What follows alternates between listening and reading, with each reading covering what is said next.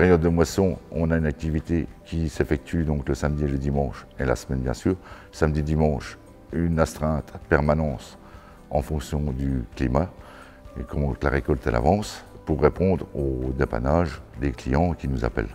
L'activité est un peu plus soutenue qu'avant parce que l'amplitude horaire est un peu plus large. On a une charge de travail qui est à peu près à 30%, 30 à 40% d'activité du quotidien.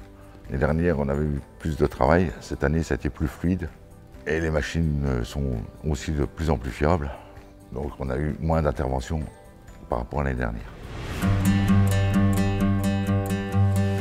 Nous sommes dans notre 4e semaine de moisson. Nous sommes en train de finaliser nos blés et nous commençons nos orges de printemps.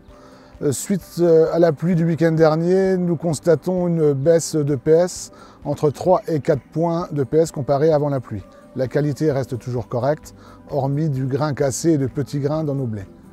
Nos orges de printemps ont plus souffert de la sécheresse du mois de juin, avec des qualités correctes, mais une baisse de rendement significative. La moyenne historique de la cale, aujourd'hui, nous sommes à 10-15% de moins que d'une collecte normale. Sur notre secteur est de Lunéville, on a souffert malheureusement d'une météo capricieuse. Les orages de grêle du 11 et 12 juin ont fait malheureusement beaucoup de dégâts.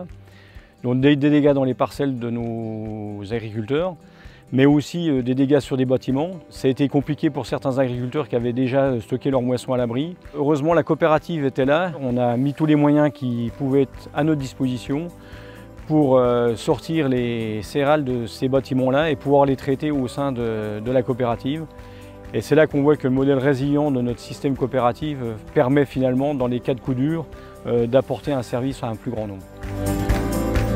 La moisson 2023 touche à sa fin. Il est temps de tirer des conclusions. Pour la partie colza, on arrive sur des rendements relativement moyens. Sur la partie blé, c'est très hétérogène en fonction de la typologie de nos sols et de la fumure de fond qui est apportée. Et pour la partie brasserie de printemps, très hétérogène, encore une fois en fonction de la typologie de nos sols. Il est temps pour nous de parler de la nouvelle campagne avec une nouvelle offre sur la partie colza, semences et engrais de fond et de parler aussi d'une nouvelle gamme de céréales pour préparer au mieux l'avenir. N'hésitez pas à nous contacter, nous sommes à votre disposition pour parler de toutes ces nouvelles solutions.